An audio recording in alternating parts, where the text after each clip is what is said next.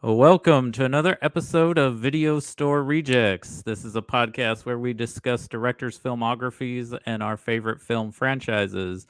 We are in the middle of two directors' filmographies. We are doing the whimsical world of Wes Anderson and the fantastical world of Guillermo del Toro. Today, I'm with Minetter Bryant. Minetter, thank you for coming on the show. Thanks for having me. I love Oh, talking about movies.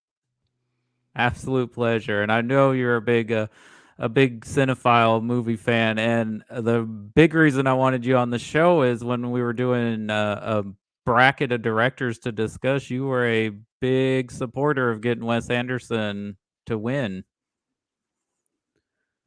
I love Wes Anderson. I think that he is underrated in terms of just people generally don't have him on their list of household names for directors. And yet, then if you show them a film, they'll go, "Oh yeah, oh yeah." Or if you show them a film and you don't say anything about Wes Anderson, they'll say, "You know what this feels like? This kind of feels like another movie I saw. What was that? What was that? What was that called?" And I can say, "The Royal Tenenbaums." Oh yeah, that's what it feels like.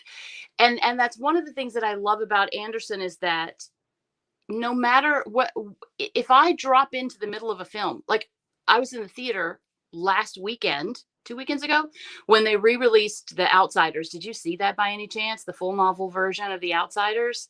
I have They not. showed it at Studio. Oh man, and it opened with Coppola telling us the story of how he got involved. That a seventh grade class wrote to him and said, "We want you to make this film." They all signed it. He showed us the letter with their little signatures. Anyway, it's a whole other. Let's talk about The Outsiders another time.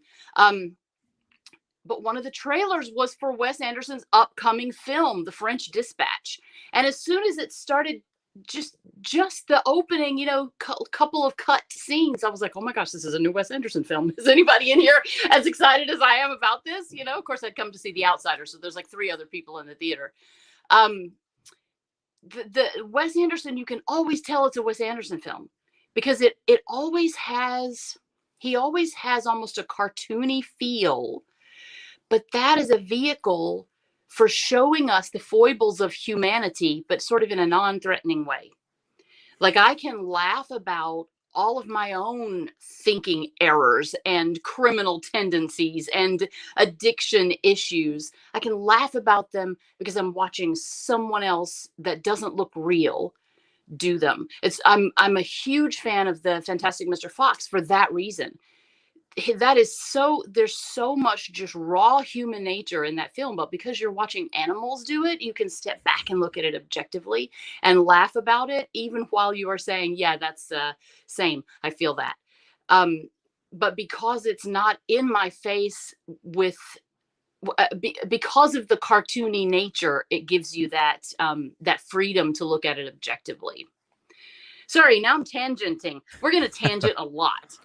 That's fine. I think the beautiful thing, you're right. You can always recognize a Wes Anderson movie on spot just by the aesthetics and the visual look of the film. But I think you have hit something. Like, there's something about how whimsical his movies feel and look that you don't quite get pounded on the melancholy of what's going on with the characters and their conditions of what's happening to them. Particularly when it comes to family. And that's why the Darjeeling Limited, I mean, I could say this about any of them, but I know that that's our main topic today is Darjeeling Limited. One of the things that's limited about this film, besides the fact that it's the name of the train, is that it's a very closed cast. It's very Agatha Christie in that way. It's a very closed cast. Whereas when you have something like um, the Royal Tenenbaums or the Grand Budapest Hotel, you've got a huge cast of like minor characters that come and go, and some that become major characters, and you can leave that place and go to another place and meet all these other characters. Whereas on that train, it's just the train, and it's just the brothers and the couple of people that they interact with until they finally, it culminates with that one night with their mother. But it isn't about the mother. That's like their destination that turns out to not actually be the destination.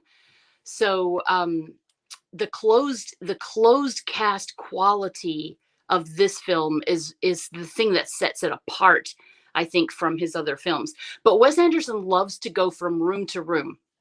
he loves to like split a house open and move and see what you're doing in the different rooms of each house, what the different characters are doing. And in this case, he can go from car to car of the train and follow in that way. So it's still that same style, but it gives you a movement that his other films don't have, as you move across the continent. But even so, it's very closed. It's all very in-house. No pun intended, because there's no house. So Now, as a theater person, because you act, you direct, you write, you've done a lot of stage work. Do you like his aesthetic of how like he breaks a scene, like a setting apart, makes it look kind of like a dollhouse, makes it kind of like a theatrical setting where like we're breaking down the scenic design of I something? do. I'm sure that that is something that appealed to me in the beginning when I was first, like, I remember the first time I saw the Royal Tenenbaums, and um I was so impressed with how that dollhouse part of it felt. I don't know if you saw the play that I wrote and directed last year. I literally had them build a house for me on the stage on casters so that we could turn it. And I Oh, did have cool. that Wes Anderson feel, as we would be, we'd have one character sort of rocking the baby in one room, and then as we turn it, before we close the curtain, we turn the house, and you just see the other character sitting in his room with his headphones on as it comes back around to the front porch. And it gave me that sort of Wes Anderson feeling, because it didn't matter that he was sitting there in his room. It just gives you that feel of, oh yeah, this is reality. That one thing is happening, but also in the house, other people unaware. Um, that's when it comes to the way that Wes Anderson shows us the nature of families and the way that we interact within our families.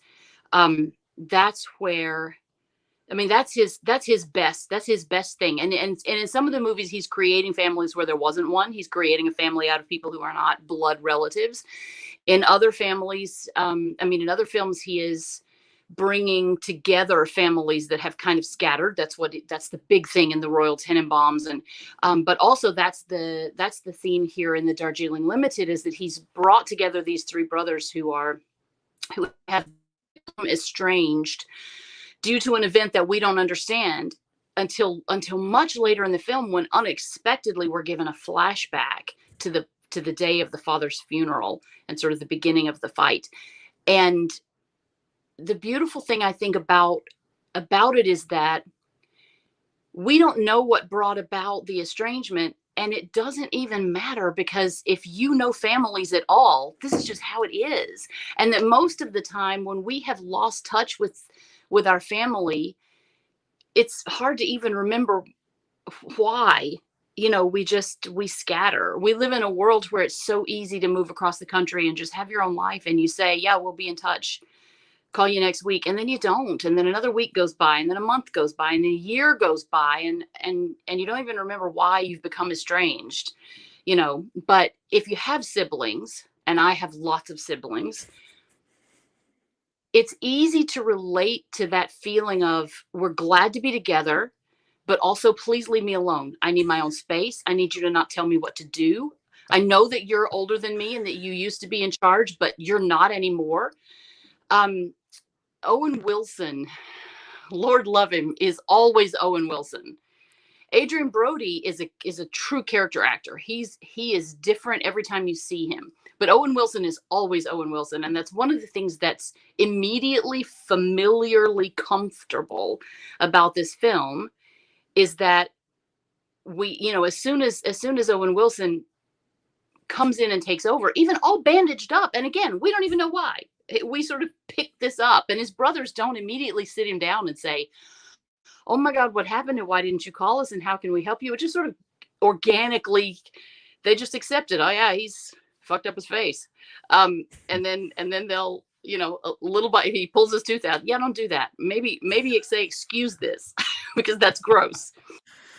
um each of the brothers they're so very different, and yet they clearly have an empty space shaped like their brothers. They need that. That's the thing about siblings, is that we become a part of one another's matrix, and no matter how long we go without each other, when we're back together, we're going to come back together. But this film, like all Wes Anderson films, is so filled with sometimes even just on the nose um, symbolism. The youngest brother Jack, who clearly has issues with unhealthy sexual relationships, he's the one who can't help buying a snake that gets them in trouble and gets them kicked off the train. Um, so the snake symbolism, and it serves no other purpose than just to be that symbol. The Throughout the film, they're arguing about the luggage and who has the right to their father's luggage, because because they can't argue about what really matters. They can't. Their communication takes a while to evolve to where they can actually talk about what matters, about their relationships, and about what their shared loss, not just the loss of their father, which they talk about, but the loss of their mother, who obviously abandoned them and they don't even know where she is. But then at the end, there again, the on the nose symbolism of just letting go of all that baggage, because the important thing is being together and catching that train, and all their, the idea that we talk about, in psychology, of just he's got baggage and she's got baggage, and letting go of your baggage. And here we're watching them just drop it all of that luggage that they've been arguing about, that symbolizes that which has been keeping them apart, so that then they can catch that train together, because they've decided that that's more important, that staying together and taking this journey wherever it goes. And at that point, then we get that Champs-Élysées song, which is so incongruous with everything else. And that's another thing I love about Anderson, is how he's going to pick the song that most does not match the feeling of this scene, just to make you feel something different about it. And I love that too. Now I've been Yeah, talking a long time. I'll be quiet. it's fine, and you're the guest, and I want to know why you love this movie. But yeah, Anderson always picks great needle drops and I would say obscure, because they're not always like, even when he plays popular bands like the Rolling Stones, they're not always like their most known hit songs, but Right. it always works perfectly with the movie. But as the youngest of 4 siblings in my family, that's immediately when I first watched this a long time ago, what I liked about it was, like, here's all these siblings, and there's always that one sibling that's gonna try and control the room and be the boss, and then everyone's like, "We're all adults now. You can't tell me what to do. I can order for myself." And what I love about Owen Wilson's character, where he's like doing that, is then when you meet their mother, Angelica Houston, she's doing that. So that's where he got it from, was Right. from his mom. Exactly. Yeah, that's those little things, and the thing that comes up repeatedly about the belt, where Francis he keeps taking off his belt and giving it as a birthday gift. Oh, this is from both of us, but it's got his name on it. And you can unpack that in so many ways of what the belt represents. Security and stability. And here, I'm just going to give this to you, but it's actually mine. It's literally got my name on it. Oh, also it's from Jack, but he's just like, what? Leave me out of this. I'm not even. Stop including me. But then also, it's Francis, Owen Wilson's character, who loses his shoe. What he ever says, $1,000 Louis Vuitton shoe. He loses it in one of the little villages that they visit, and that too is symbolic, that you can define it in so many ways. But he identifies himself clearly by his wealth, his ability to be in control of any situation, and what symbolizes the loss of control more than losing your shoe? Not even both shoes, one shoe. And then Which, he that's just annoying. walks around on his. I'm sorry, what? That's annoying when you only lost one shoe, so you're walking kind of disjointedly, like you're not leveled. Right, right. And so it's handled in that way, that he just continues to walk on one shoe, instead of, if he'd lost both his shoes, he could have bought another pair of shoes. But he struggles instead. So I think that too is symbolic of the way that his character is developing, because that happens sort of almost midway through the film. He's losing the control, and he's having to face that he's lost it.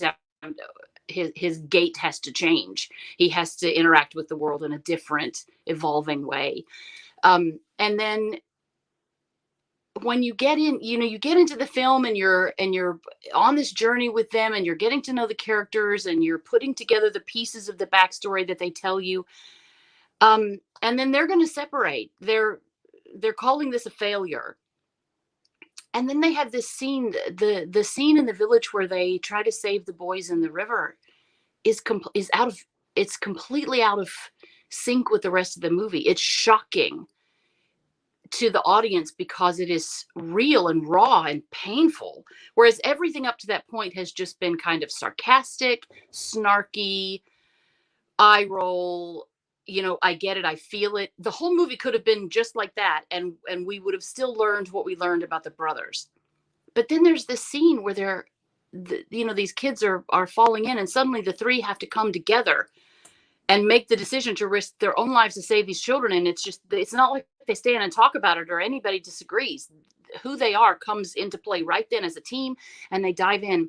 And you see Owen Wilson and Jason Schwartzman. They get the child, they get it out of the water, and then here comes the brother Peter, Adrian Brody, and he's got this dead child, and he says, I couldn't save mine. And that moment, that I couldn't save mine moment, they all share in the pain of the loss of the one child that they didn't save. And this brings suddenly a unity that there wasn't up until that point, that there was never going to be up until that point. And they carry the child back to the town, and they have, for all that Francis lined out the daily itinerary of all of the spiritual experiences they were going to have as they went through all the temples they were going to visit in the feather ceremony and whatever.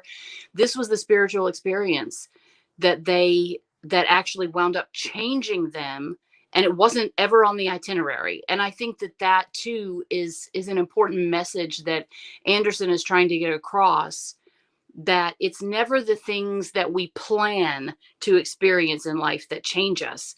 It's the moments that came unexpectedly. And so they did wind up having a deep spiritual experience on their trip together. But it wasn't any of the things that Alopecia Brendan brought them and tucked under their door every night. It was this incredibly painful that nobody would have planned for moment. And then the way that the village accepted them, they were blaming themselves for the loss of the child. The village embraced them for the attempt and the saving of the other two, and the quick action. And so they then they're invited to stay for the funeral. And that musically, that scene is handled so beautifully, just heartrending in the middle of what had been just, sounds like my family, if we got together on a trip. Well, and I think that scene hits even more so that it's Peter, the brother, that does that, because he's the one that's with the dad when he dies, and he's also expecting a son. Right. Yeah, that was a real thing for Peter to have to carry that dead child. And all of them Peter is afraid of being a father, I think, because they had a shitty father.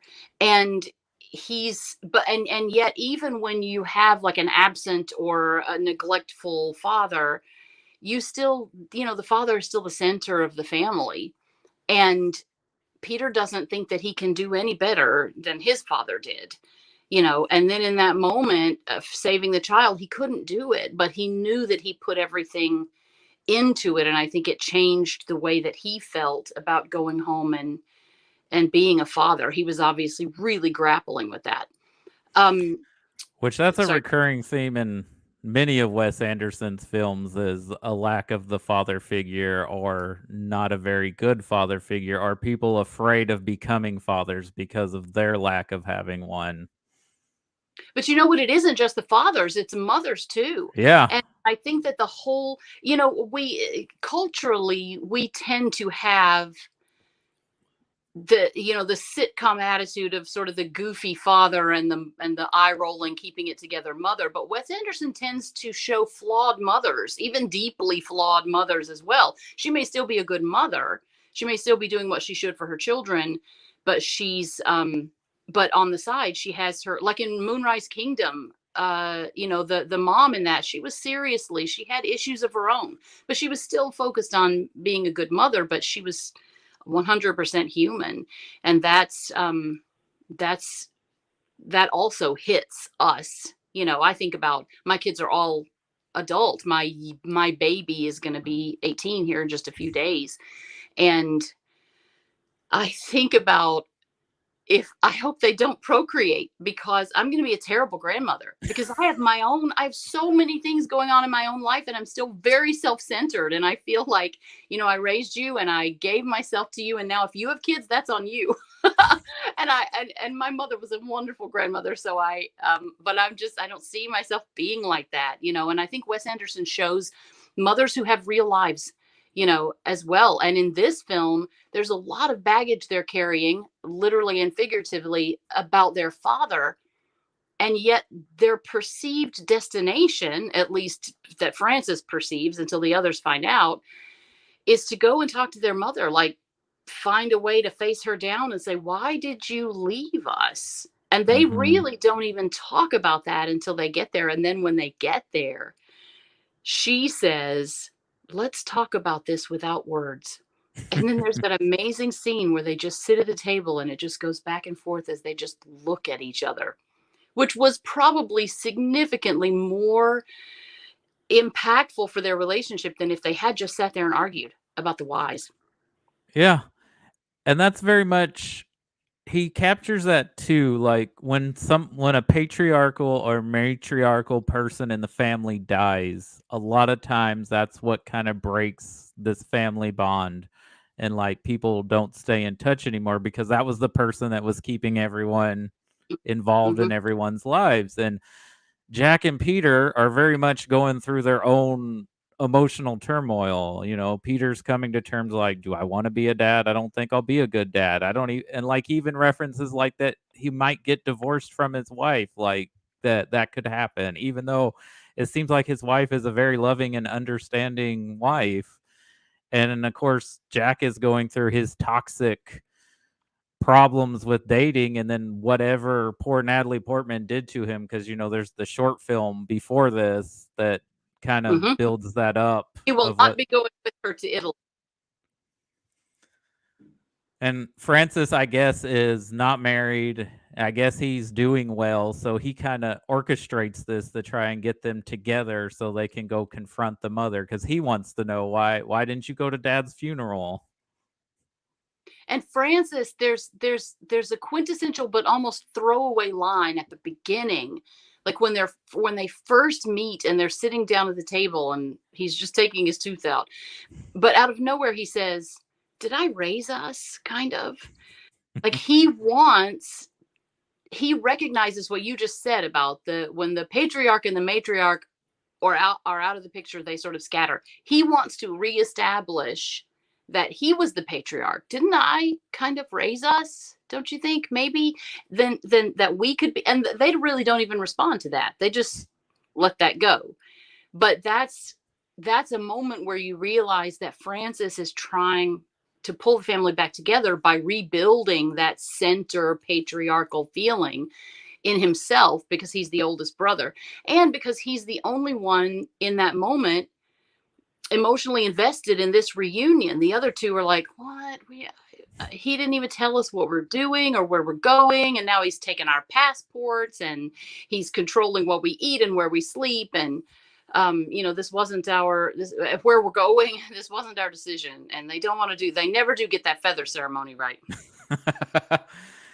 Well, I think they go because, like, it's their brother, so they feel like I should go, even though I don't want to go. I should go because my brother is asking me to do this. And I think a lot of times, not even if like a parent's absent, but if a parent is having to work a lot to provide food on the table and security, a lot of times the older siblings do kind of Hmm. carry the load of raising the younger one, even though the younger sibling is never going to see that because in their eyes, well, you're not an adult, even Right. though they're kind of having to be the adult. So there's that whole dynamic too.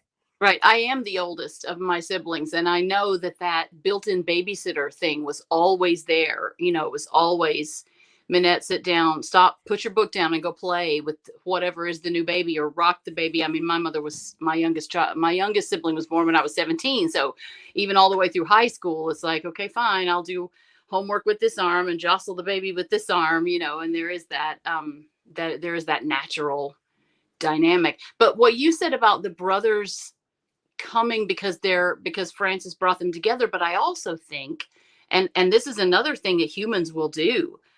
I think that they both used Francis's his beckon as an excuse to get away from their own life in that moment. Yeah, I'd love to stay here and deal with the pregnancy, but I gotta get to the anniversary of our father's death, and I have to go see Francis. And I know you want me to stay here and work on our relationship, but I gotta go do this thing, Natalie Portman. So I think that they use that as an excuse to get out of what they didn't want to have to face in their own lives, but they also didn't want to face dealing with the family drama and baggage and belt and shoe and snake and all of those issues that they brought to the train. So, Hmm. but that too, that's something. I mean, there's many times I have gotten away from one thing by doing something else that I also kind of didn't want to do. But you weigh you The weigh the pros and the two. cons, you make your Uh, checklist and you're yeah, like, you which choose one am between I more emotionally comfortable dealing with right now? the lesser of two evils, as they Hmm. say. Yeah. Yeah, this is so much emotion that he taps into this movie, and just the fact that I also love that, like, when they talk about the other brother when he's gone, that they don't talk about it with all three. Like, I love when, like, Jason Schwartzman is constantly checking his messages or Natalie Portman's messages, and Owen Wilson's like, "What is he doing?" And Adrian Brody's like, "Oh, he's like, why is he even talking to her? I never liked that girl." They're like being the supportive brother, but they're not just telling him like, "No, you should not be with that person. That person is not good for you." Yeah, they'll talk about it to each other, but not to the, and we do that. We all do that within our family, with our friends. Absolutely, we do that. Um, Another thing, going back to the short film, that is sort of an outtake. Like, you don't even have to watch that. If you just Mm-mm. watch the movie, you're not going to see that short film at the beginning with Natalie Portman. Um, and you don't need it. You can enjoy there's only two places where it would make you go, hey, wait. Well, really only one, and that's at the end when they pan across the train and you see Natalie Portman. You would think, well, that's why would Natalie Portman sign on to do this one scene with a towel on her head? That would make you wonder. But the other thing is, when I said this a second ago, but he would not be going with her to Italy. When Jack reads to them, he said, "I'm writing a new novel. I've only written the ending.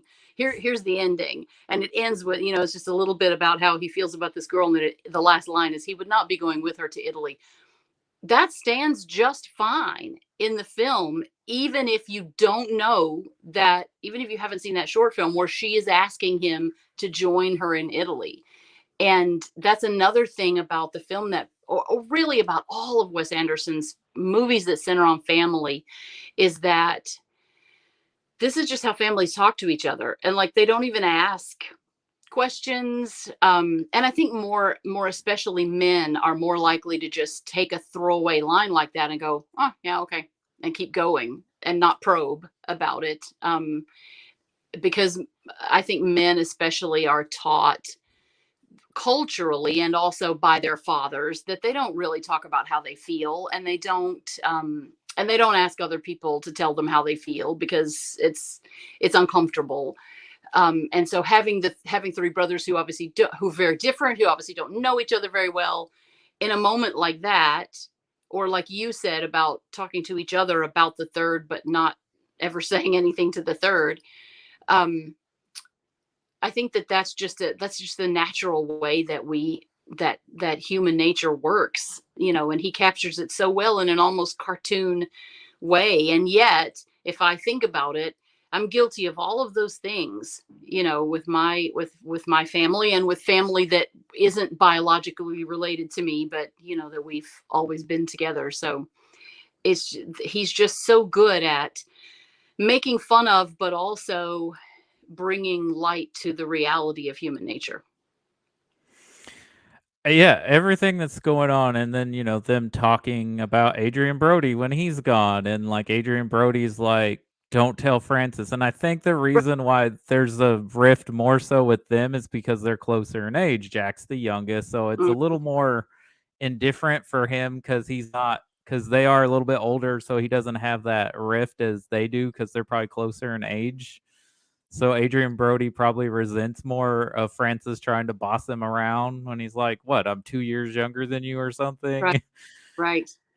Well, another thing about Peter and his fears of fatherhood and whatever, another way that is symbolized throughout is that Peter is the one, Adrian Brody's character is the one wearing his father's glasses the whole time, and the other, well, not, I don't think Jack cares, but um, Francis tells him repeatedly, those glasses belong to all of us. Those should be like split three ways. Like, how are you going to do that with a pair of glasses?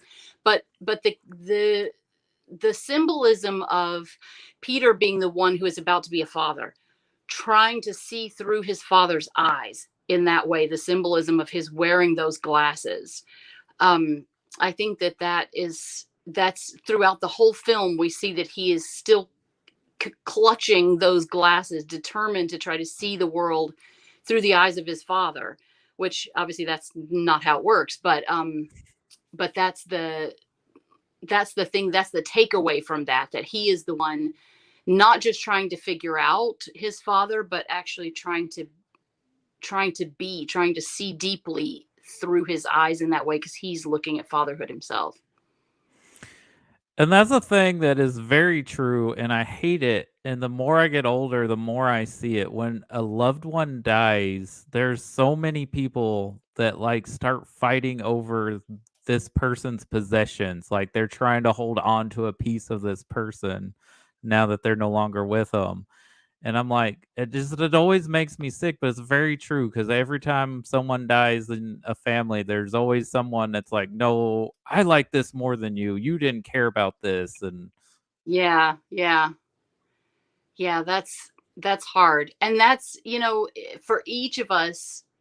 I mean, death is a different thing. I don't think I'm afraid of being dead, because I don't think I'm gonna know I'm dead, right? of Um, course. but I am very afraid of what my death would do to the people who love me and count on me. And I hope that I have given them enough in life that they don't have to fight over the remnants of me, when I'm gone. I saw recently, not recently, God, I'm just old. This probably was 3 years ago. Um, that I think it was Stephen Colbert asked Keanu Reeves, "What do you think happens when you die?" And Keanu Reeves thought for a second and he said, "I know that the people who love me will miss me." And it was just the perfect answer. The perfect answer. And unfortunately, death tends to bring people together who weren't communicating even with the lost person or with one another, but they'll come together to argue over who loved that person the most, Mhm. who knew the most about them, who shared the most secrets. And it's an unnecessary conflict that happens, W especially among family members, and when we you see should that just in this. Yeah, I didn't mean to cut you off. I was just saying when No. when that happens, we should be getting together as friends and family and just honoring that person's memory and, like, just remembering what they did for each of us instead of, like, arguing over who had a closer relationship or who knew them Mhm. better or who was But more you know what, like I, them. I I read a thing one time that said, when someone dies, you not only grieve the loss of that person, but you grieve the loss of the version of yourself that only that person knew. And I think that that's what we see in this film, is that each one of them has lost a part of themselves, and they are competing, as people do, as you were just saying, in any situation, competing for who's what which one of them had a version of themselves lost that was more valuable than the version of the others. And that's a natural part of human nature, that we want to hold on to the part of ourselves that was lost, and we want it to be valued above all others who were lost, and so they're in that competition also. And then again, Francis wants to fill that hole, that gap, by becoming the one who is the parent in the situation, as a way of recovering what was lost, the piece of him that was lost when his father died. And I think another thing this film hits, getting off of death and siblings, and it's one that hit me the first time I watched it, not so much because I've gotten much older from when I watched this the first time, but when you experience like a breakup with someone that you've been heavily involved in, you want to get away from everything and everybody, and you just want to escape. You want to like recreate yourself, give yourself a new version of Reinvent. yourself, Yeah. Yeah. reinvent Reinvent yourself yourself. from who you were with that person. And of course, at the time, you're wrapped up with, was it my fault? Was it their fault? Sometimes you're mad at them. Sometimes you're upset with yourself. And 9 times out of 10, both of you are at fault for whatever happened. And then when you come out of it, you're like, you know what? We're both better off without each other. We were not good for each other. We would not have made our lives better for one another. And I think, But then when you see that person again, or not just that person, but any person who was connected, I'm going to go on a tangent, but it's like that moment when Christopher Reeve pulls the 1979 penny out of his pocket in in in Somewhere in Time. It all comes back. Like, you can reinvent yourself as the brothers did. You can go off and do your own thing, and be completely separate from that core that was your family, the mother who left, the father who died, the brothers where you had a rift because you just couldn't understand each other.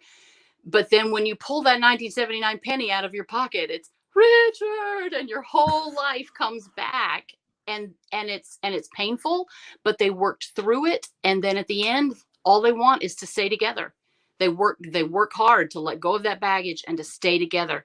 And Francis says, "Here, let me give you back your passports." And they both say, "No, you keep them." yeah, that's a really touching moment. And I think what happens in real life and in this movie, people get wrapped up in their own lives. We get so self-centered that we just think about what's going on within our little bubbles. Even if we are with we have family, like especially if you start moving off, you start having your own families, it happens. But I think when you get back together, it just that dynamic clicks, like you just saw each other yesterday, even though it's been sometimes years. Yep, that's what I mean. That's why I made the analogy between Somewhere in Time and what you were saying about family, is that when you are drawn back, you are unavoidably put back in the situation where you are with that person or those people. It all comes back to you, in that way. Like, I know for me, I can walk through a neighborhood that I lived in when I was a kid, and I'll be flooded with memories that I've long for. I would have told you I'd long forgotten that, and now I can feel myself back in that bedroom, and those friends that I had who would spend the night on Saturday night, or what the kitchen smelled like, or all it takes is a little bit of going back, especially when we're talking about childhood memories, because those are the things that's our matrix. That's what wove us together, are the people and places of our childhood. And for the brothers, I think they thought, or at least Francis thought, that the answer was with their mother. but ultimately the answer was with themselves. It wasn't their mother. And whether it was that Francis did actually raise them, because the mother does seem rather checked out, or whether they all were equally, maybe not Jack as the baby, but Francis and Peter shared the responsibility, or they just all kind of had to raise themselves and they leaned on each other. It was ultimately that bond relationship that clearly is what the whole film was about, but it took them almost the whole film to figure that out. You know, they almost split up. They were at the airport. They almost left and would never have had the magic moment. And also probably all three of the boys would have died in the river. But they didn't. Mhm. They, and then at the end, they're going to stay. They're on a different train now. Oh, and also a thing that I love about Wes Anderson films, kind of like every Christopher Walken film, I'm waiting for where's the moment where he's going to dance, because he's going to dance at least one little soft shoe something in every single film. I'm always looking for Bill Murray. Where's Bill Murray in this film? And often Bill Murray plays a large role, but in this film, he's just, you think he's the character because it opens That's up so and it's he's waiting for yeah. the train, and he's running to catch the train, but then he's overtaken by Adrian Brody, and then you never see Bill Murray again. He's not well, he's on the train at the end. He finally caught the train. Um, but I love that. It's another thing I love about Wes Anderson films in general is his perpetual use of the same core of actors, and sometimes, like Jeff Goldblum is not in this film, but he's in a lot of Wes Anderson films, and Jason Schwartzman obviously not only is a star of this film, but he was the co-writer, and Mhm. that's the case in a lot of Wes Anderson films too, and he uses Jason Schwartzman a lot, again Rushmore and the Fantastic Mr. Fox. And Jason Schwartzman is so deadpan. He's got a real gift for the deadpan, where he can just expressionless and say the most profound or hilarious line, and then just turn and go. And knowing that he was involved in the writing is just an added layer, of that, because Jack is not the main character. He's sort of written himself into one of the lesser character roles, the sort of younger, the baby of the family. In any family dynamic, it usually is that the oldest child is the hero child. I'm going to do everything I can to get all of the attention for doing good things. And then the second child, especially, this is the dynamic when a family is has a dysfunction at the center, which this family obviously had a dysfunction at the center. The We don't know that much about the dad, but the mother, there's clearly dysfunction there. The second child is the one who's always going to get in trouble. I'm going to get all the attention for being the bad kid. And then the third one is the clown. The baby of the family is the one who gets all the attention for being goofy, for getting away with whatever they want to do. And so we see that with Jack. He's got that baby of the family. I can do whatever I want. I can sleep with the stewardess and come back and not even bat an eye. I can buy a snake that's going to get us kicked off the train, and it's what I did. Um, but and he wants to be a writer, and he reads them the last piece of his novel. But he's the baby of the family, and they just pat him on the head, even though he's an adult. He's an adult now, but living kind of irresponsibly. And so there's a lot to just the psychological element of unpacking the families in any of Wes Anderson's films. Yeah, I was gonna ask, but you brought it up that like Wes Anderson kind of is like a theater troupe. He has these same actors that he usually constantly reuses, and like Owen Wilson isn't a writer collaborator on this one, but he has been in the past with his Mhm. first three films. And yeah, Bill Murray since Rushmore has showed up somewhere, and like that's the one person because Bill Murray is famous for being hard to get a hold of because he doesn't have an agent. He has just an answering machine that he chooses to either pick up the call or not. But he will do whatever Wes Anderson wants at a drop of a hat, even if it's just to run to try and catch a train. I know that probably also he wouldn't have a bigger part because apparently him and Angelica Houston did not get along on the set of Life Aquatic. I did not know that dynamic, but okay. I So can that could have imagine been a very that could different personalities. that could have been a factor of, well, I don't want to have a scene with her, or I don't want to have a scene with him. And you talk about like they think their mom's going to be the answer, but it's really not. It's them. And I think the mom knows that, and that's why she chooses, 1, not to have, like, a conversation with him, and 2, that she leaves, like, very early in the morning before most of them are awake except for Jack. Jack's like, "I saw her leave." Yeah. Yeah. Um, there's a quote in a Neil Donald Walsh book where he says that language is the worst form of communication. That our feelings are the best way for us to know what's right and wrong. But when feelings conflict with language, we choose language every time, even though it's the wrong way to go. And I think that he captures that so perfectly in that scene that I mentioned earlier, where they're gonna where she says, "Let's talk about this. Let's discuss this without words."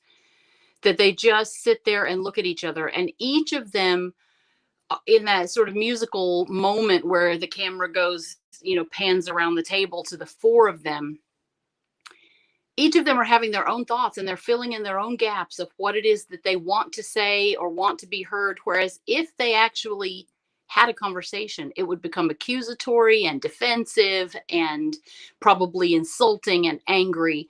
But in doing it that way instead, just looking at each other back and forth, it's like it's solved the problem, which is ironic, and it's funny to watch. But at the same time, if you think about it, if we could all do it that way, they each took the opportunity to heal themselves. They took from it what they needed, that the other person was not likely to give them.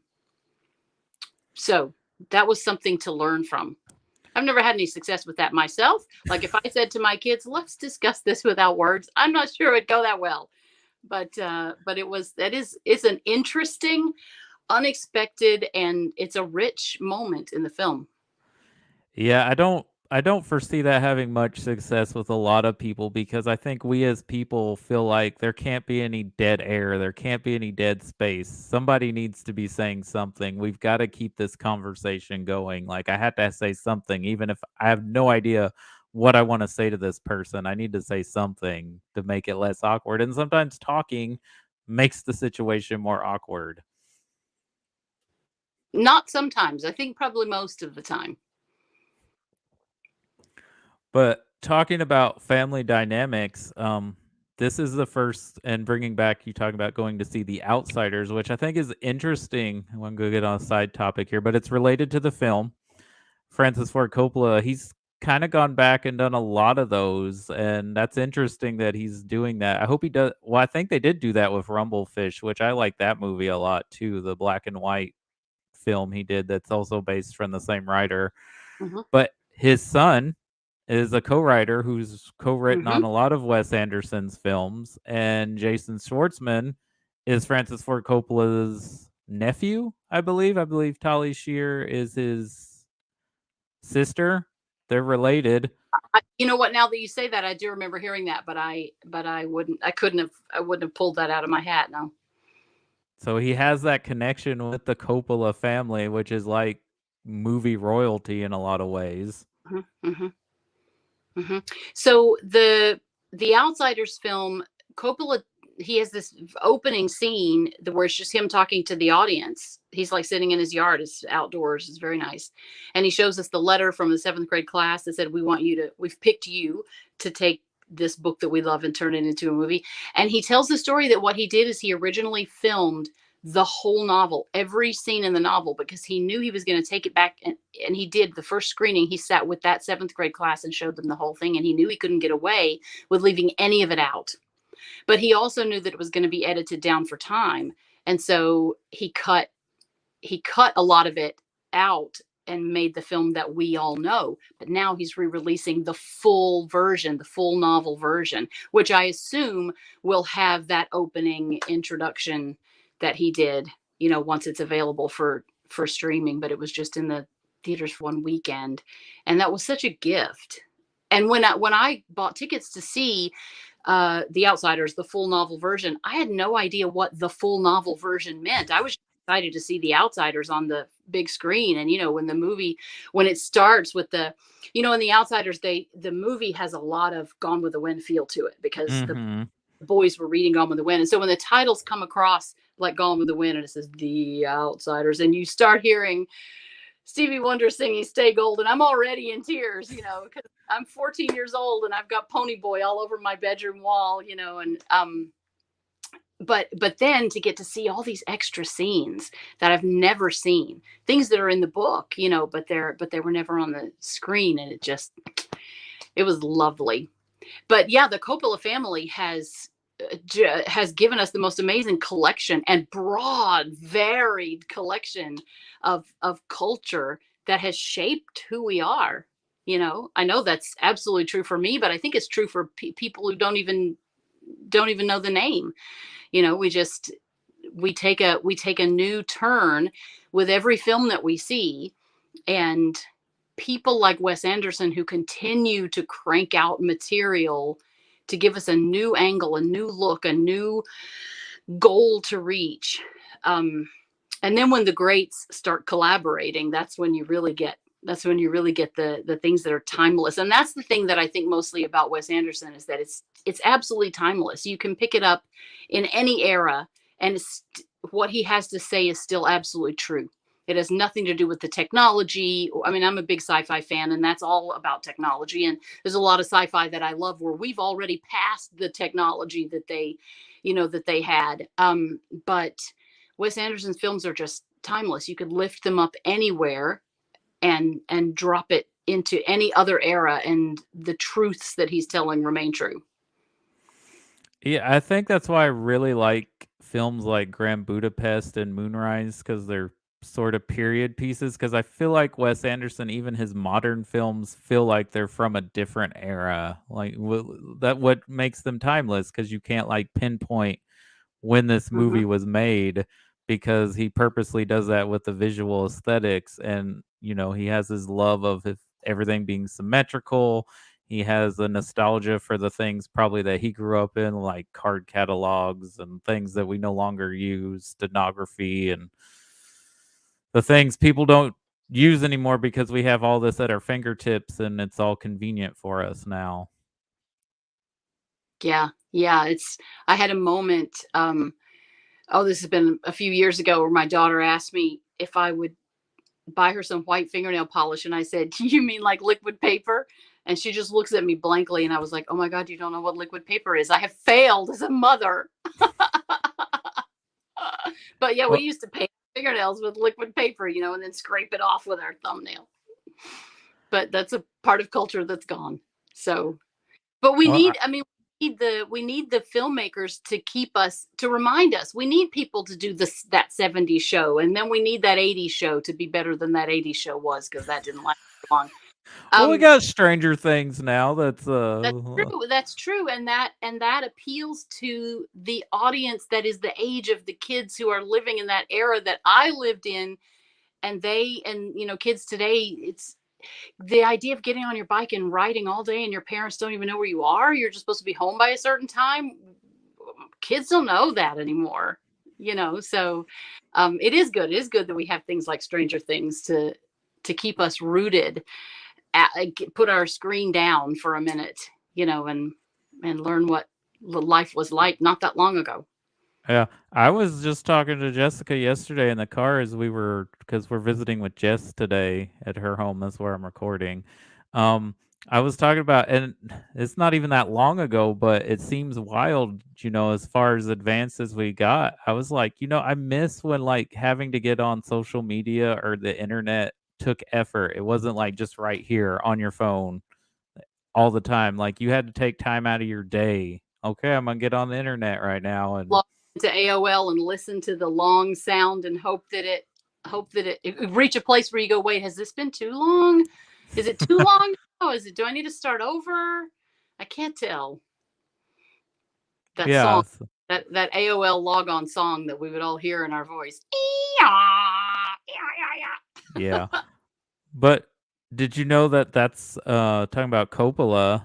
That's who Owen Wilson's named after for his character, and apparently Peter's named after Peter Bogdanovich, and Jack is named after Jack Nicholson. I did not know that, but that's great. That's great. I didn't know that. And so what's interesting is they wrote this script and then they went to India and they're like, okay, we'll make the changes we need to make now that we visited the country. And I think part of that was just Wes Anderson loved the aesthetic look of India and wanted to do something in India. But I think that's also because I don't know, Wes Anderson, not there's not too many bad things. I've never heard anything like bad or toxic about Wes Anderson, but I have heard him be criticized for like that his casts are predominantly white and that even when he does things in other countries or other characters, sometimes they're portrayed as stereotypes or typical. And I don't think this movie is blatantly doing that, but I guess some people do have an issue with this being about three white brothers going on a spiritual journey in India. I don't know. Maybe we're not the people to be having that conversation, but I it's mean, that's just hard to say. This, I mean, you can, if you're going to make a movie about a family. I mean, okay, let me back up. As a writer, we are always told to write what we know. mhm. I think if Wes Anderson was trying to make a film about, you pick it, some other culture, people of color, he'd be criticized for doing that as a white man who's never lived that life, who doesn't know that life. He's writing what he knows. And we have other great writers and directors who are the world is opening up for them to make and release really great films about their cultures. And it is, I mean, it is just the fact that the United States is, our culture has been predominantly overpowered by white culture. But just like you just said, it's not really probably a good idea for us to have that conversation. And the reason it's not is because I can't really. I mean, I'm Mhm. a counselor and I have clients. I work with clients in prison, and so I have you name it, every culture that I work with, and I know these people, but I have not been these people, you know.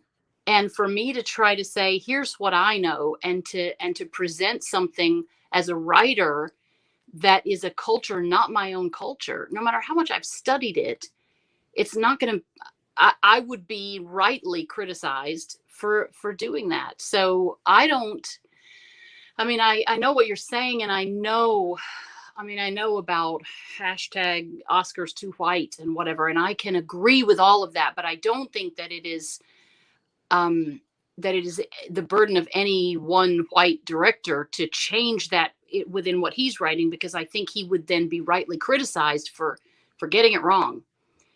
Of And course, and it's we're better to finally write what you know.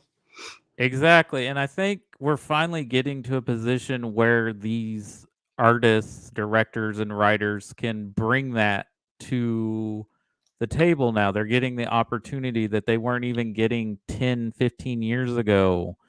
Like, Spielberg got criticized for making The Color Purple, but at the time, there probably wasn't a lot of directors that could have made that, but they said he did bring people of color on to collaborate with him on that film. But now we're gonna get a remake.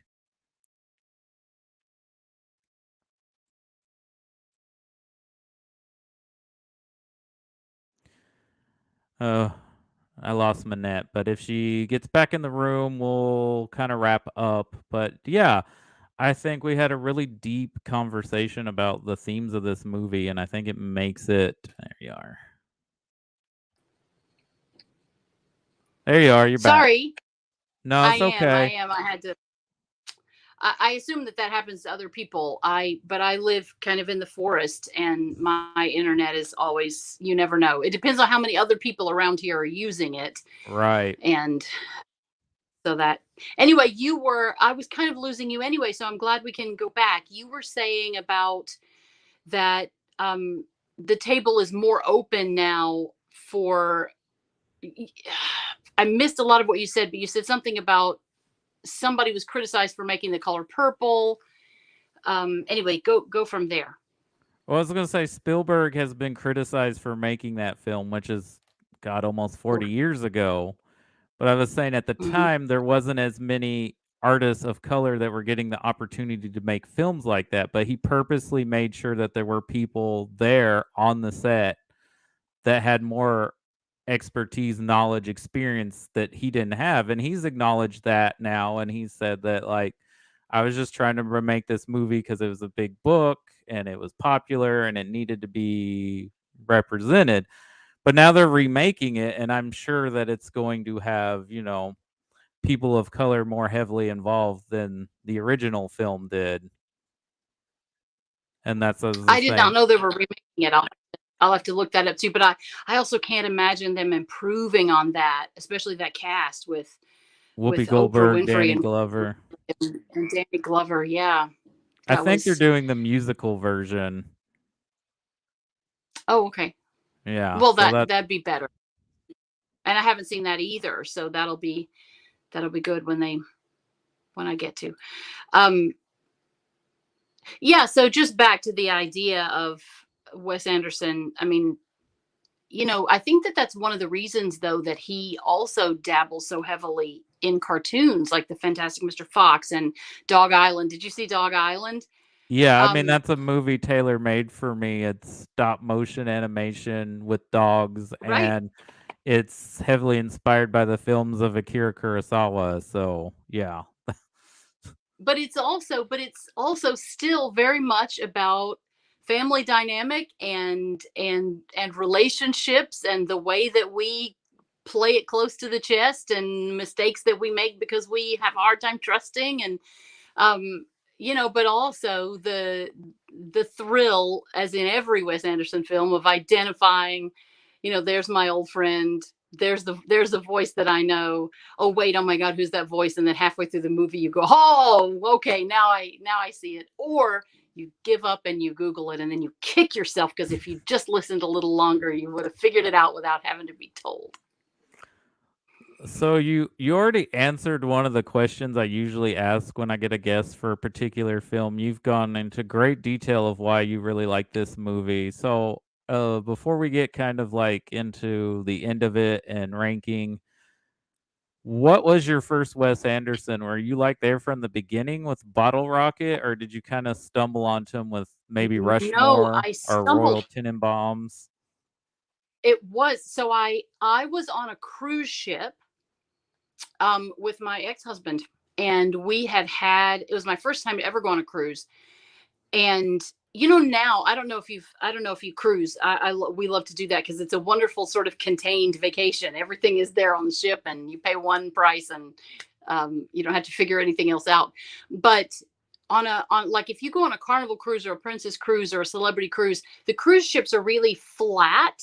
They're built to be cruise ships, and on the top they will show movies at night when it's dark. They'll show films up by the pool.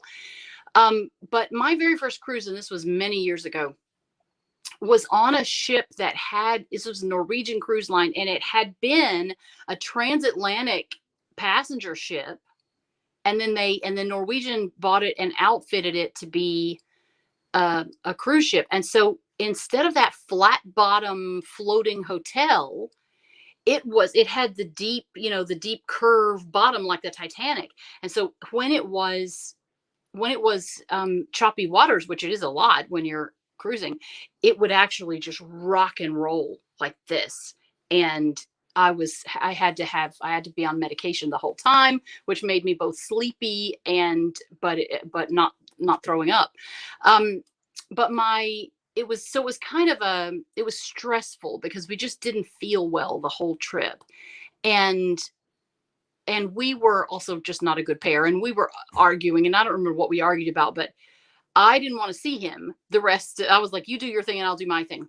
Well, there was a theater not up by the pool like on the flat bottom ships that everybody has now, but there was actually a movie theater sort of in the middle of the ship, and I went just just because I was mad. I just wanted to sit there and in the dark and huff, you know. But the movie was the Royal Tenenbaums, which I'd Oh, heard of, but I wasn't interested in until I'm suddenly very interested in this film, you know. And so that was my first, but even then I wasn't saying, what else has this man directed? Because I think I think it takes us a while in life, and not everybody even comes to this, but those of us who do come to a place where we start watching certain directors and following what they're doing, you know, what are the Coen brothers doing right now? Or what is Steven Spielberg doing now? Um, it doesn't start that way. You don't start by seeing, like, I don't, not even directors, but even just actors. I had seen, we all grew up on Michael Caine. He's just always been there. He's a cultural icon. But it wasn't until 2003 when I stayed up late one night and I watched Blame It on Rio, which is a goofy film. It's a goofy film, but Michael Caine is so good in it. And then the very next night I sat up late and I watched The Island, which is a very frightening film. And it's also Michael Caine. And that sent me on a quest. I've now seen 103 Michael Caine films. Um, but I had already seen several, you know, through my life. I'd seen lots of Michael Caine films that I just didn't. Hey, there's that. There's what else is he doing? You know. So when the first time I saw the Royal Tenenbaums on that ship, it was just a one-off film for me. And also, this was at the time where kind of only your rich neighbors had their own DVD player or whatever yet, you know. So if it didn't come on TV, I didn't watch it. And it was many years later that I had already, I guess I had seen, before I went on my quest, I had already seen The Life Aquatic, but I needed to watch it again because I think I watched it at a time when I was kind of like half in and half out. And that's a film you've got to sit down and invest in. And you've got to say, I'm going to stick with it. No matter how much I'm shrugging my shoulders, I'm going to stick with it and it's going to be worth it. But it wasn't until it's been right at 10 years ago that I said, I've got to go on.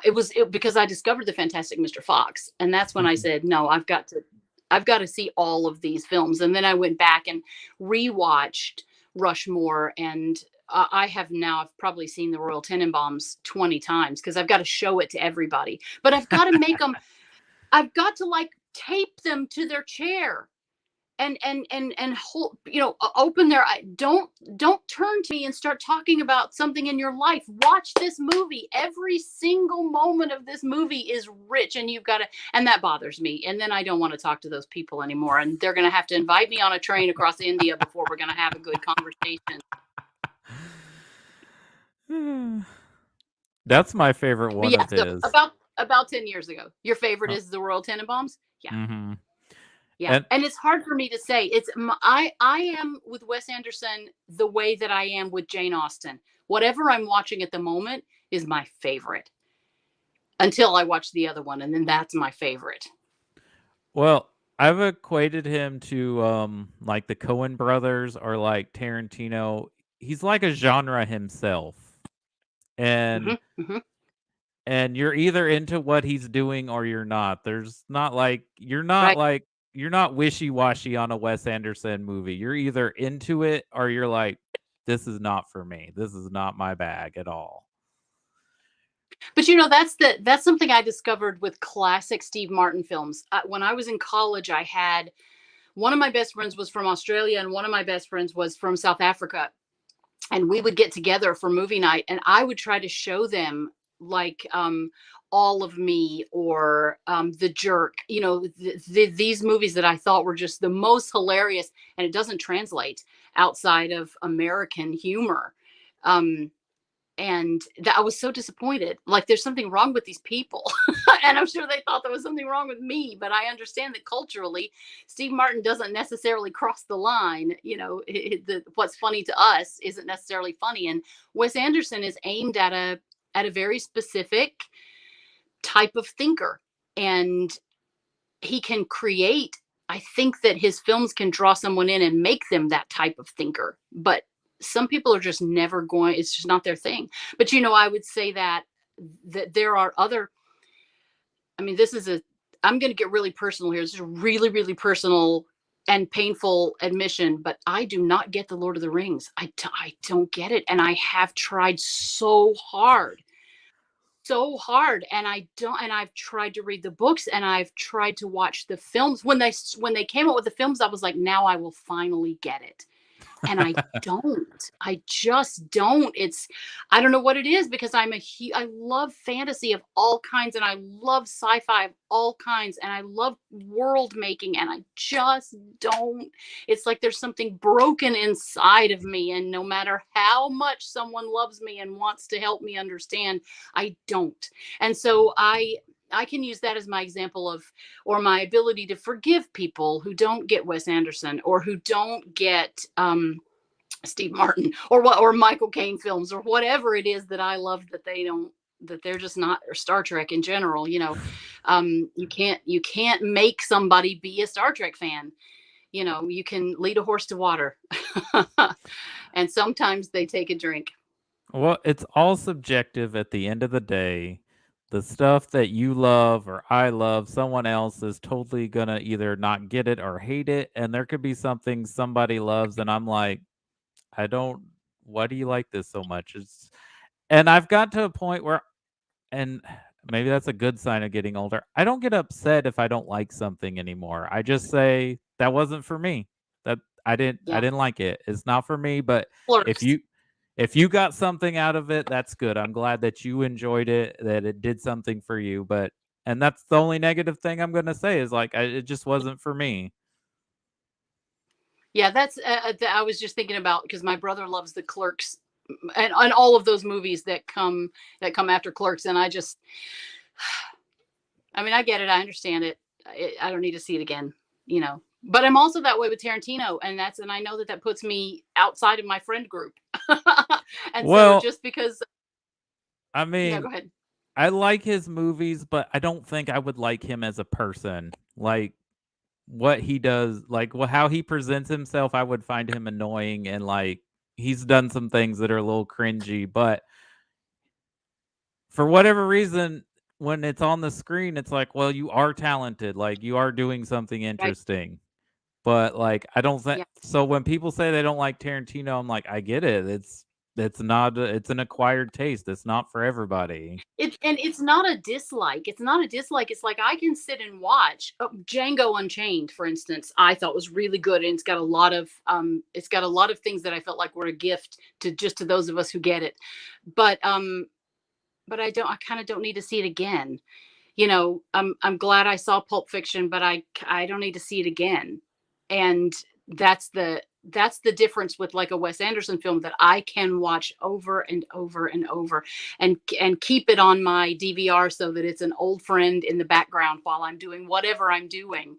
Um, so obviously that's why the world works the way it does, is because we are all interested in something different. But it's lovely to find that moment of community when you have um that moment where you sit down and you show someone a film. Like, I remember, because I was just mentioning Somewhere in Time earlier, and I remember sitting down and showing Somewhere in Time to a friend of mine, and he turns to me with, how, like, halfway through the film, he turns to me with his eyes big, and he says, why have I never seen this movie? And I was like, because you didn't have me to show it to you. But you never know when you're going to have that moment where that epiphany light bulb comes on over someone's head. And I've had that so many times where somebody showed me a film. First time, somebody had to practically tape me to the chair to make me watch Shawshank Redemption, because I thought, this is not a film that I am going to care about. This is one of those, Oscar winners that, like, no Country for Old Men, that's never going to do anything for me. And now who am I without the Shawshank Redemption? Every conversation has room to make a reference, or so people have done that for me, so I do that for them. And usually I start with the Royal Tenenbaums. And then if they like that, then we'll move to the Darjeeling Limited or Moonrise Kingdom or the Grand Budapest Hotel, so. Yeah, I would never show anyone Grand Budapest as their first Anderson because No. I feel like they need to watch something else, and then I'd be like, now this is where he's grown as a filmmaker. This is like him at his absolute technical best. Like, but I wouldn't, because then if they saw Grand Budapest and liked it, they might be disappointed because the other stuff's not going to be quite I as could see strong. I could see that. But I also think that the Royal Tenenbaums is a good place to start because of the incredible well-known cast. Just one major player after another, and the intersection of all the different stories. It's a good way to cut your teeth on Wes Anderson's style before you move into some of the other things that, I mean, like Jason Schwartzman. Outside of Wes Anderson, what do we really know about him? He was. Only cult people would know that he's the bad guy in Scott Pilgrim, and Well, okay, and he's one of the songwriters in the Tom Hanks film that they made about Mary Poppins, Saving Mr. Banks. right, he's in So that. he stands there and sings some of the songs. It's just a small role, but in the world of Anderson, he's huge because he's in the writing credits, he's in the directing credits, he stars, he does the voiceover work.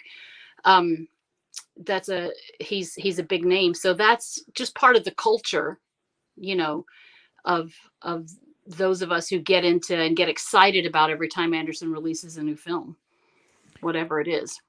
And I think Royal Tenenbaums is a great first one, not only because of the cast, but it's also kind of the first one that you see the visual trademark of Anderson. Because Bottle Rocket, you could, other than the humor and like kind of the characters, you couldn't tell that's a Wes Anderson movie.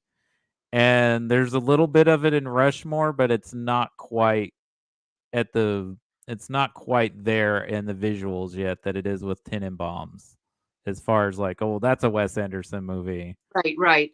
Do I think in terms of the humor, Wes Anderson's humor in the films reminds me of Bloom County, the comic strip Bloom County, where Okay. there's, I don't know if you haven't read Bloom County, you should, like, go back and get some of that, because it's still being done, but its heyday was in the 80s. And I would get the newspaper. We get the newspaper at the house, and I would immediately grab the funnies. And the first thing I would read is the 4 panels of Bloom County. It's very political, but it's all, animals and just a couple of people. But the thing that made it different to me is that where other comics, and this is true of comedians also, so many comedians, they set up a joke and then they hit it out of the park, right? Set it up, punchline, set it up, punchline. Bloom County it's just going to tell you something that's sort of pensive, and it'll always end with some sort of throwaway line that's funnier than the rest of it.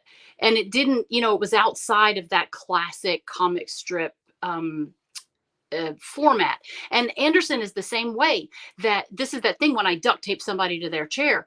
You cannot miss a single line. You cannot get up and get a drink of water and say, no, don't pause it. Because if you do that, I'm going to rewind it and I'm going to give you the stink eye because you just missed a really great line that actually has nothing to do with the story, but still you need to hear that.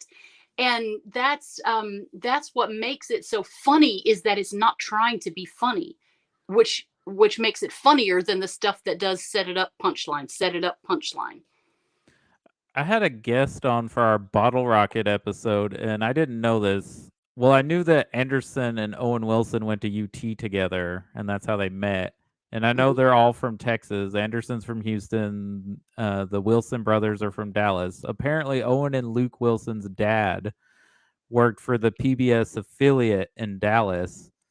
And apparently, the Dallas PBS was one of the first PBS stations to get stuff like Mighty Python's Flying Circus and a lot of those British comedies.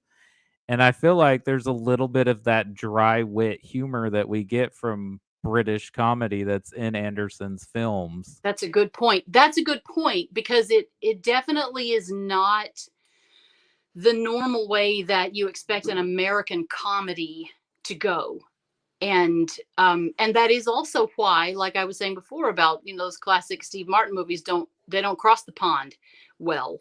Um, but we have that dry British here. But I keep saying that, I keep using the phrase throwaway line, but a line that someone almost mutters under their breath as they're walking out. It could be the most important line of the whole film, and the funniest. And even if it doesn't change the story, it tells you so much about that character, you know, as you move forward. So um, I'm the same way with songwriting. Like if I want you to listen to a song, I don't mean halfway through the first verse you turn and tell me about some other song. I mean, shut up and listen to every word here because somebody wrote this for a reason. And I feel that way about Anderson films, that there's no line that doesn't matter that you can miss. You can miss it in that it doesn't change the story, but the the color of the characters and the wealth of understanding who they are and how they interact is in those almost dropped last minute walk away, somebody's talking over me but I'm still going to say this lines. Yeah, I think he's too precise as a director and a writer that I think everything that's said or shot or the way he sets up a shot, it's for a reason. It's for a purpose. Nothing is thrown away. He is always paying attention to detail. And yeah, and usually when someone says something like they mumble it and it could be the most hilarious Right. thing in Right. the movie. Right. And that's one of the things that is so perfect about Jason Schwartzman. He's got that down, that deadpan last minute line as the camera's panning away or people are walking away. Um, just that's the way, that's the awkward way that we all feel.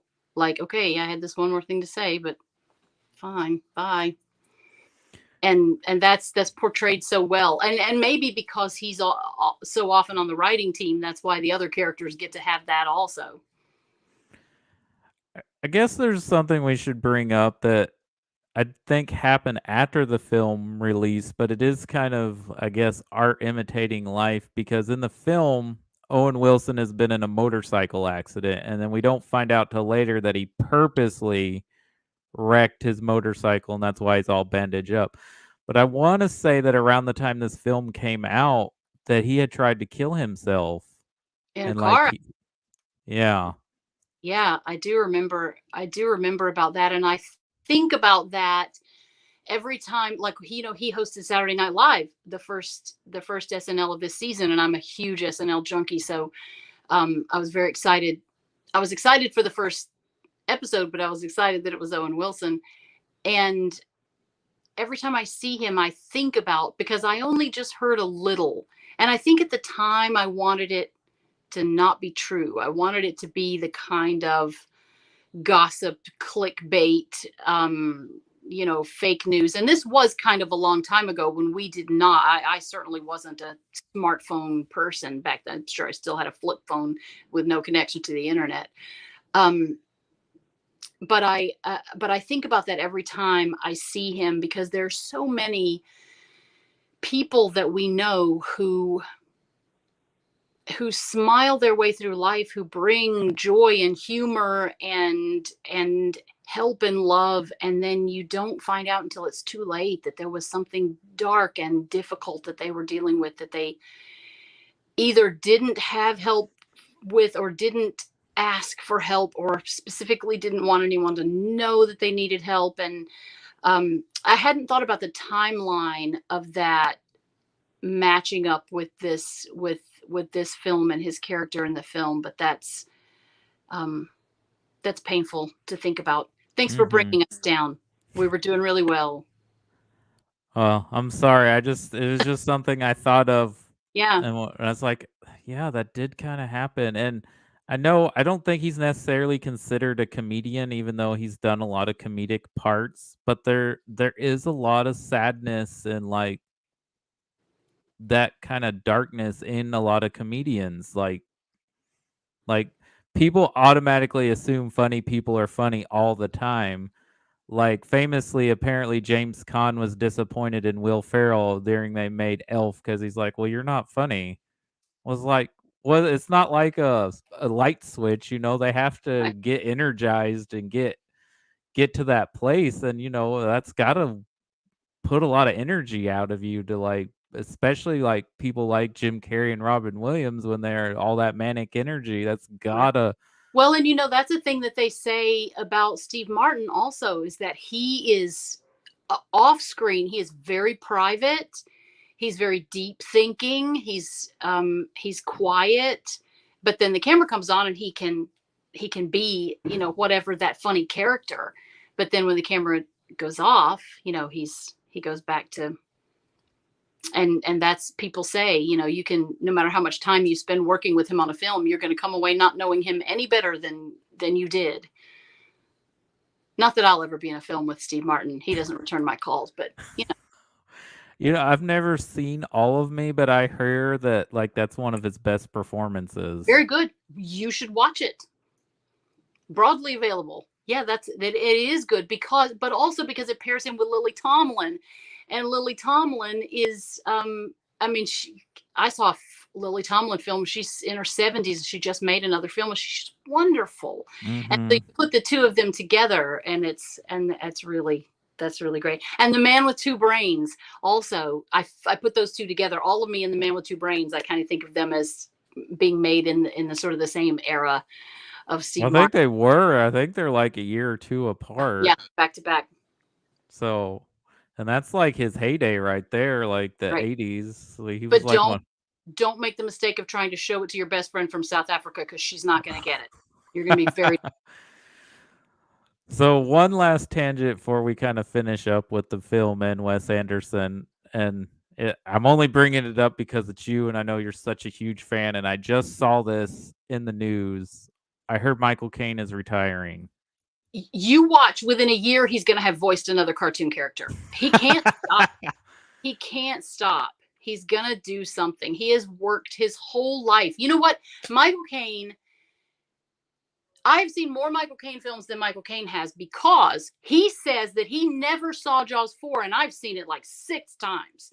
That's a So, record, I think. right, cuz it's terrible. It's a terrible film. Um but you got to watch it because it's so I mean first of all I had to see it because it's I have here's another admission. Here's another terrible admission. I've never seen Sherlock Gnomes. Um Oh, I've never seen it either. Is that that should be are my people that should be my 104th film, but I just can't. It looks so terrible. I can't do it. I ultimately will. But I know that when it came out in theaters, I know he looked out and said, "Where is she?" But I saw the commercial over and over and I couldn't do it. But I did see the first one. I did see Romeo and Juliet. And I saw Cars 2 where he played the Finn McMissile. I still have new in the package my little Finn McMissile car. Push the button and hear Michael Caine. I even went to, and I'm not a Batman fan. I remember saying I'm never giving another dime of my money to the Batman franchise. This was sometime way back in the Michael Keaton era, but I saw all the new Batman films because I was going to show, and I'm glad I did. I'm glad I did. It was definitely better than what they used to do. But I've seen the most recent. He's had several films that were released straight to streaming, and I saw one called King of Thieves. That was number 103. I saw it this summer, and then there's a couple more that I haven't seen yet, but I'm gonna have to get off the whatever $6 it's gonna cost me to watch them, and I just haven't done that. My internet out here is terrible. I have to wait till I'm on our vacation property or in a hotel room or something to sit up and stream something on my phone. But I don't think I mean, the last time I saw him, like on Stephen Colbert when he was being interviewed, they did the thing where they cut to commercial and they came back and he's already sitting out there. instead of showing him walking out. And I'm like, bless his heart, he's old, you know. And but also he had just broken his ankle. He broke his ankle working in his garden, and he was still like using a walker and whatever. And the paparazzi were taking pictures of him on his walker, and there's like, oh, Michael Caine sadly wobbles through his last days. And I'm like, he broke his ankle working in his garden. I've broken my ankle, you know. I think he's too. I mean, he's never turned down a job, and anybody who looks at his catalog can say this man will do anything for a dollar.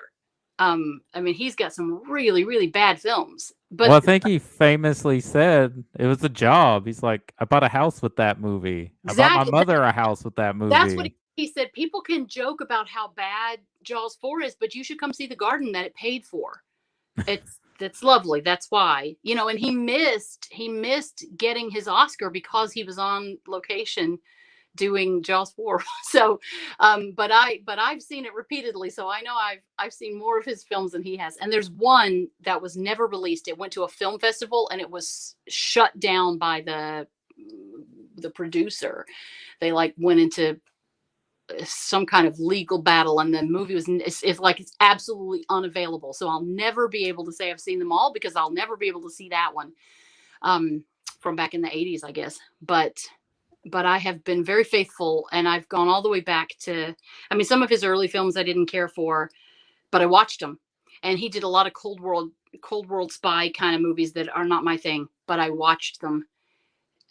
The only other actor I'm like that with is Gregory Peck, but there's only 49 films, and I've seen them all. Oh wow, he only did 49 movies. But Okay. Gregory Peck um, did a bunch of westerns, which is not my thing, also. Hmm. But I watched them, and some of them are really good.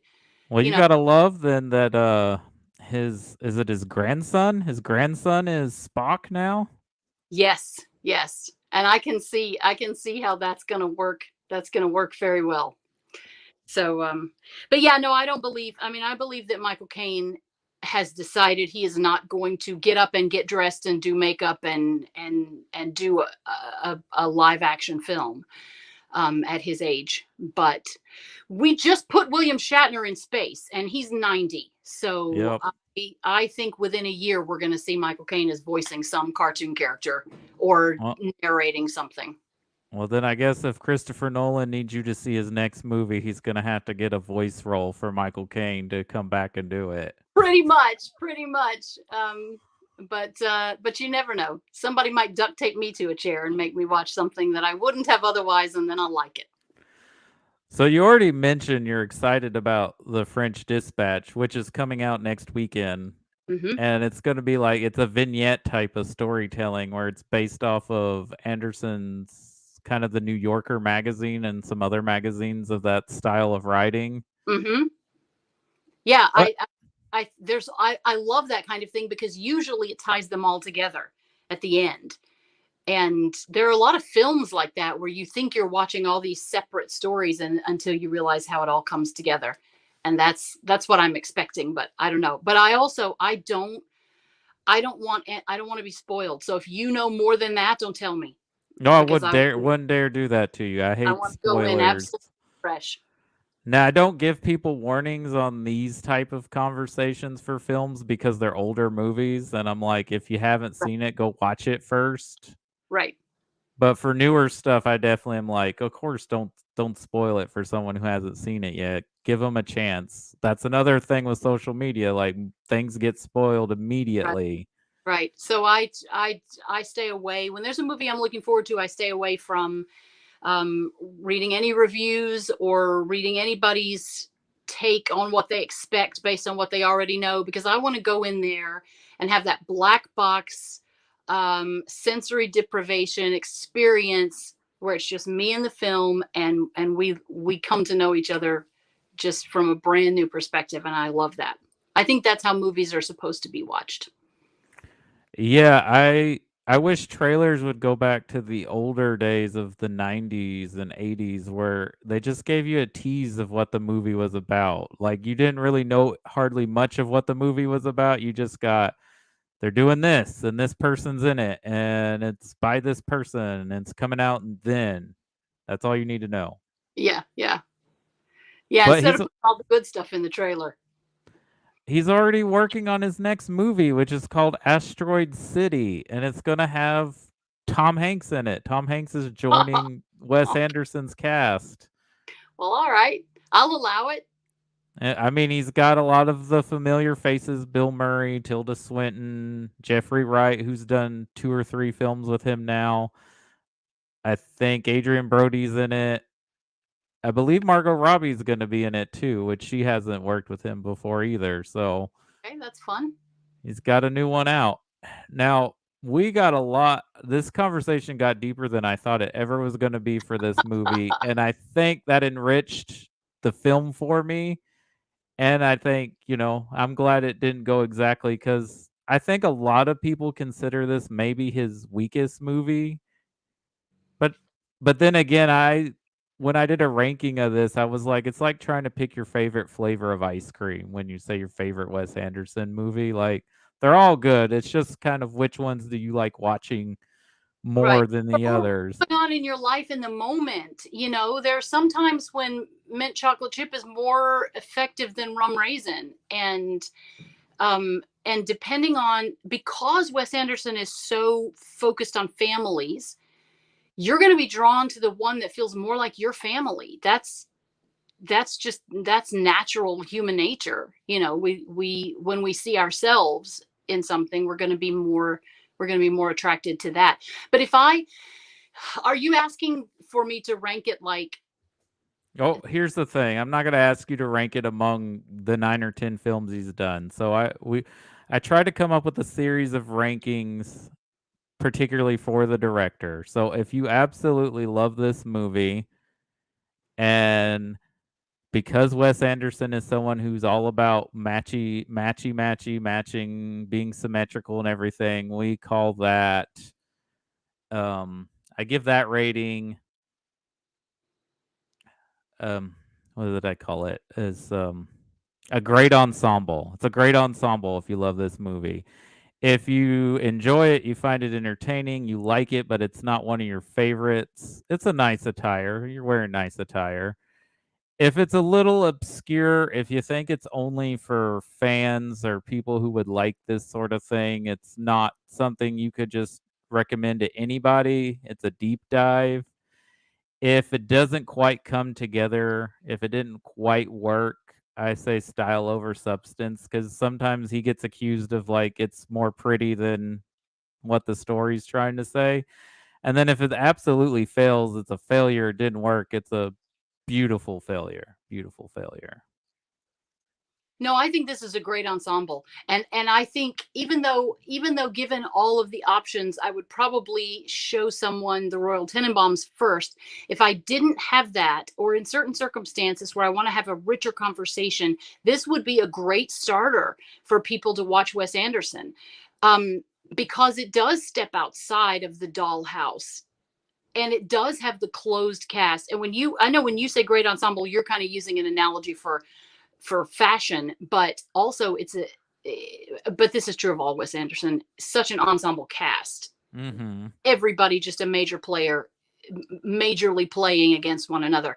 But this film does tend to stand out from his other films because of those elements, because of the train, the constant movement, and because of the very closed small ensemble that the cast is compared to other films. So I think this is a top ranked film, and for many reasons beyond just that it speaks to me. And it's not what you said about style over substance. Definitely not. But it has all the style, but the substance is there. It's a deeply substantive film. If you will duct tape yourself to the chair and watch it. I don't quite like it as much as you, but I still think this is a very strong film. I'm going to give it a nice attire because of all the things you said. And I think having this conversation enriched the film for me even more so because getting a different perspective. But I don't think any of his films are bad. I like them all. This is just not one that is immediately on my rewatch list. There's a few I like a little bit more. But Well, go do that it. Go watch it again. Go watch it again now that we've had this conversation, and see some other stuff. I might do that. I've already seen it twice this year, and and I think watching all of them kind of close together made me, because like I liked Life Aquatic more this time watching it than I did like when I saw it years ago. Mhm, mhm.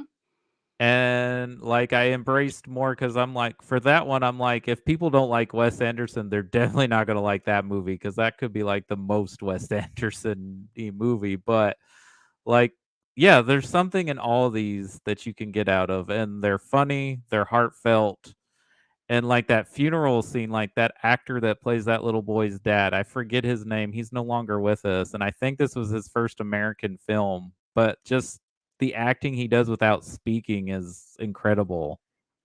Yeah, that's a beautiful that whole scene is so unexpected, and it just plunges us into the relationship with those brothers in a way that previously we were sort of on the outside watching. So I love that whole scene, and musically, it's the music that really pulls it together, and the slow that he just slows the motion down just enough to just pull your heart out. I love it. And I think this might be my favorite use of a Rolling Stones song he's used in his films.